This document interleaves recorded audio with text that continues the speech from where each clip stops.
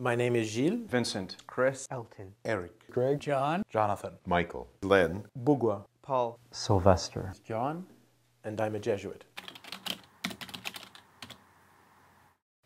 It was actually a Jesuit that I met who was studying here in Toronto. His name was Kevin Dilworth. He was California province of the Jesuits, finishing his theology here. And I met him in the context of teaching RCIA in one of the parishes here in Toronto. He was the first person in a long time who, when I went to the Sacrament of Reconciliation, really gave me an experience of being forgiven and being reconciled, being freed by God. And that was such a powerful experience that I remember coming out of the celebration of the sacrament and knowing one thing very, very, very clearly, and that was what Kevin did for me, I want to do for other people. And that was the starting point, really. I think for me, the biggest challenge has always been holding together an appreciation of culture, society, and the world, but at the same time having a prophetic or a critical stance before society. It works at many levels. It can be something as simple as recognizing in myself the way that consumerism gets in the way of my witness to poverty, the way that I can get wrapped up in wanting something just because it's been advertised or because everybody has it or because it's the best available for my work. But then witnessing to the fact that no, simplicity has a place also. So it can work at that personal level, but it can also work in terms of my work as a theologian. What does it mean to be part of a conversation between religion and culture, and to try to participate in encouraging culture and society to become more just, more free because of the gospel. And then in the other direction, at the same time, try to appropriate from the culture and from society categories and ideas and images that will help the gospel become more understandable. So there's that constant discernment that's necessary, that can be sometimes a source of tension. But it also makes my life a little more interesting. I think the real discovery for me in theology was that it's possible to encounter God in thinking, in reflecting on the meaning of Christianity, on the meaning of the demands of our faith, and to discover that when I'm reflecting this way, when I'm trying to understand the mysteries of faith, when I'm trying to make them understandable to people, I'm actually meeting God. It's not like somehow my work is here and my prayer is here, or the work is a preliminary to prayer, or a preliminary thing to proclamation and preaching. But in the very act of thinking about the faith, I'm transformed.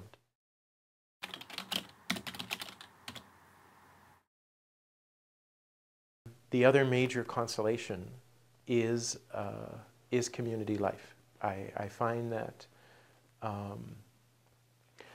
the friendship in the Lord that Ignatius talks about as a core experience has been one of my greatest joys in Jesuit life. Community can be difficult, it can be sometimes demanding, but that friendship in the Lord that is part of our life together is very important to me and has often been a source of consolation and freedom for me.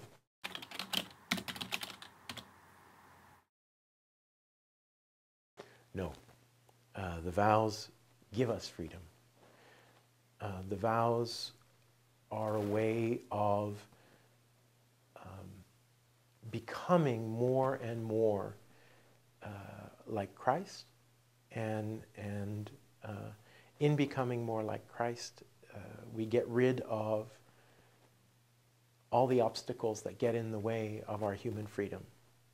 It can seem on the surface like,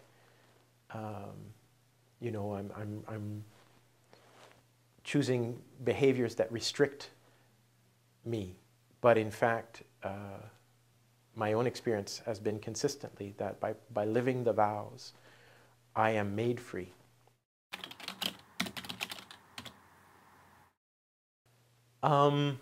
Because I still want to give to others what Kevin Dilworth gave to me.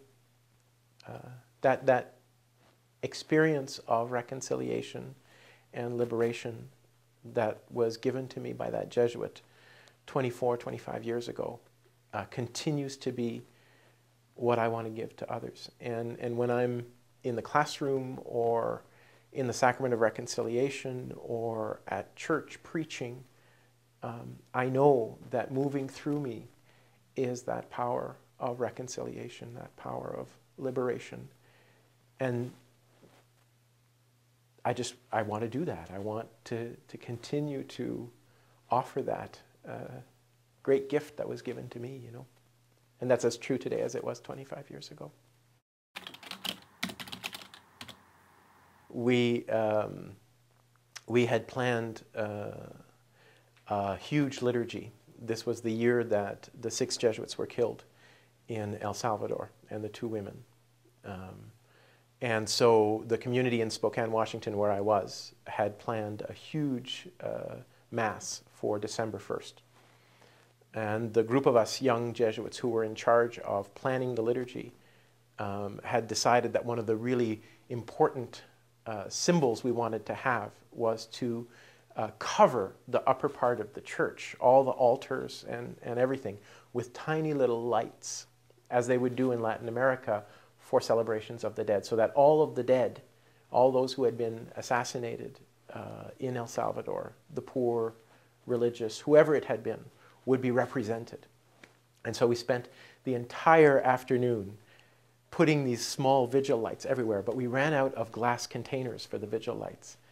And so we started using tin foil, but we ran out of tin foil. And so we started using, and this is where we should have thought a little bit better, we started using paper plates.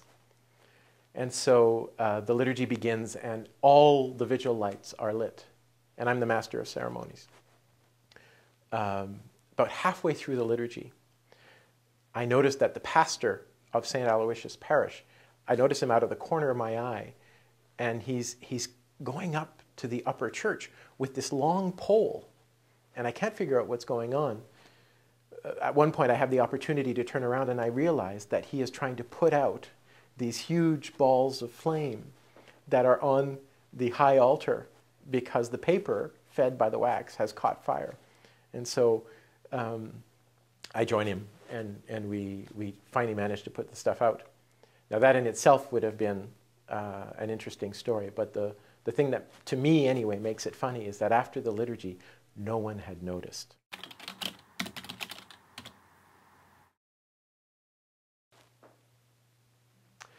That we are humble enough to call ourselves sinners, but that we don't let that get in the way of being zealous and confident and certain of God's will.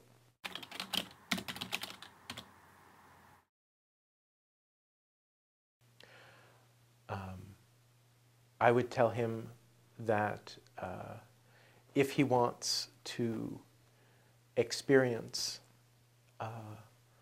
a love of friendship that will give him life, if he wants to be an instrument of a project that is God's project and is amazing, if he wants to contribute something to the bringing about of the reign of God, then come and join us.